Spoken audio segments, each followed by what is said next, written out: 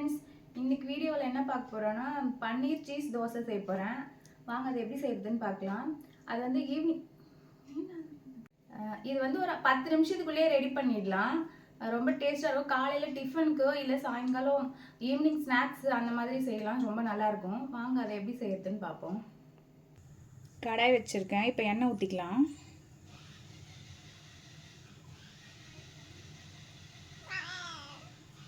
எண்ணெய் காஞ்சிச்சு. இப்போ பொடியாக வெட்டி வச்சுருக்க வெங்காயத்தை சேர்த்துக்கிறேன்.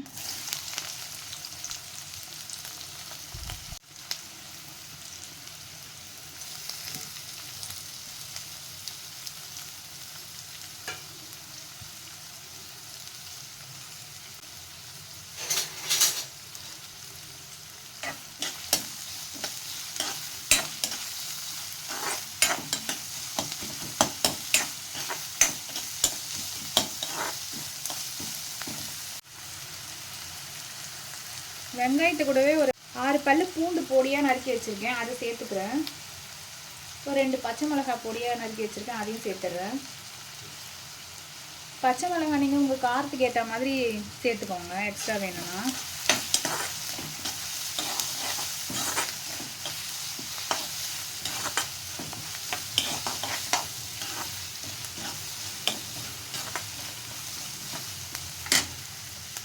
வெங்காயம் வதங்கிடுச்சு. இப்போ பொடியாக ஒரு தக்காளி கட் பண்ணி வச்சுருக்கேன், அதை சேர்த்துறேன்.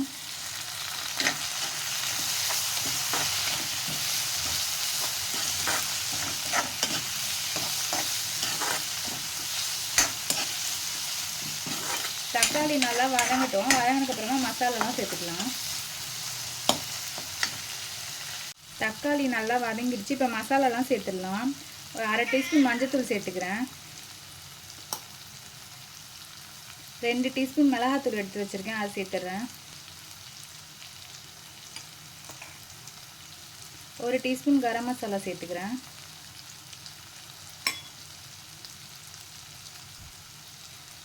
இதுக்கு தேவையான உப்பு சேர்த்துட்றேன்.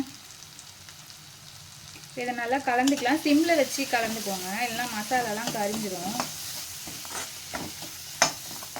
இதனால் பச்சை வாசனை போகிற வரைக்கும் நல்லா வதக்கிக்கலாம் சிம்லேயே வச்சு.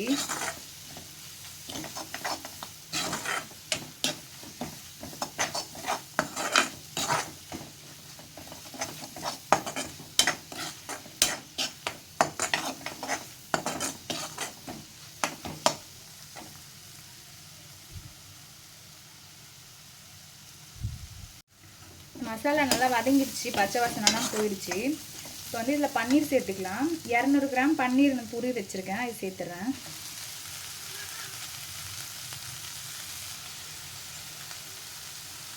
பொடியாக கொத்தமல்லி கட் பண்ணி வச்சுருக்கேன், அதையும் சேர்த்துக்கிறேன் இது கூடவே.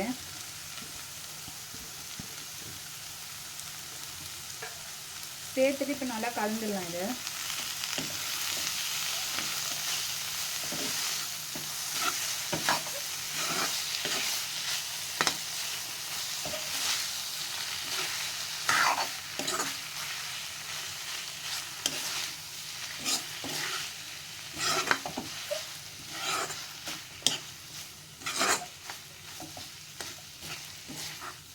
இது நல்லா கலந்துட்டு உப்புலாம் செக் பண்ணிக்கோங்க. செக் பண்ணிவிட்டு கம்மியாக இருந்ததுன்னா சேர்த்துக்கோங்க.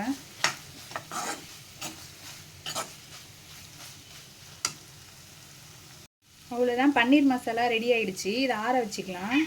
ஆறினதுக்கப்புறமா தோசையில் எப்படி வச்சு தோசை செய்யறதுன்னு பார்க்கலாம். கல் காஞ்சிடுச்சு. இப்போ தோசை ஊற்றிக்கலாம்.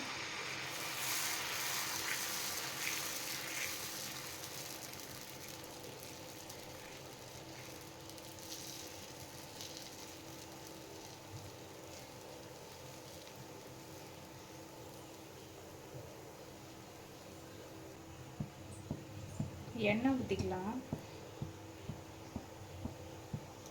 உங்களுக்கு வேணும்னா நீங்கள் நெய் சேர்த்துக்கோங்க.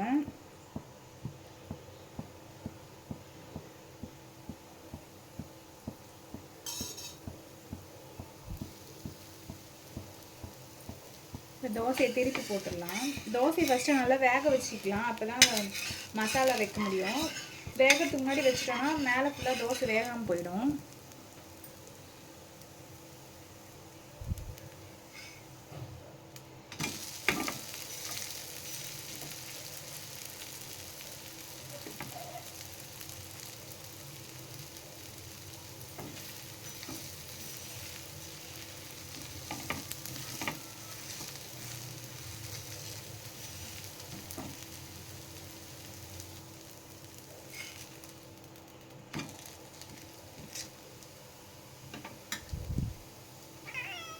இப்போ அடுப்பு ஃபுல்லாக சிம்மில் வச்சுருங்க.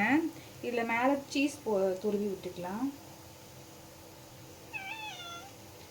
சீஸ் வேண்டாம்னா நீங்கள் சீஸ் சேர்த்துக்க வேணாம்.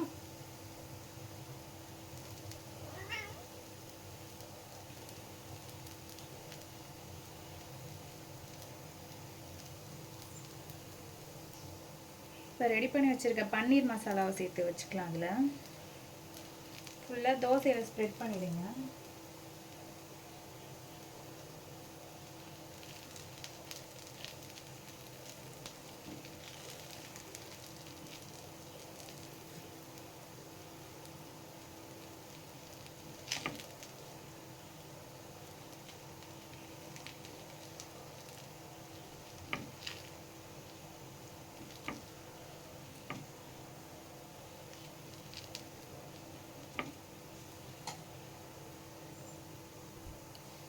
இதுக்கு மேலே கொஞ்சம் சீஸ் தூவிக்கிறேன் நான்.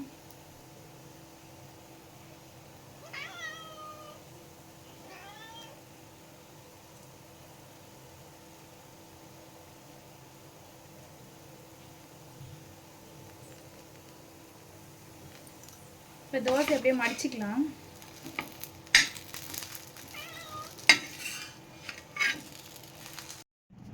பன்னீர் தோசை ரெடி ஆகிடுச்சு. இதை உங்களுக்கு பிடிச்ச சட்னி சாம்பாரோடு நீங்கள் சர்வ் பண்ணி சாப்பிடுங்க. இது ரொம்ப ப்ரோட்டீன் அதிகமாக இருக்குது. ரொம்ப நல்லாயிருக்கும். நீங்கள் ட்ரை பண்ணி பாருங்கள், எப்படி இருந்துச்சுன்னு சொல்லுங்கள். வீடியோ பிடிச்சிருந்தா லைக் பண்ணுங்கள். நெக்ஸ்ட் வீடியோவில் பார்க்கலாம்.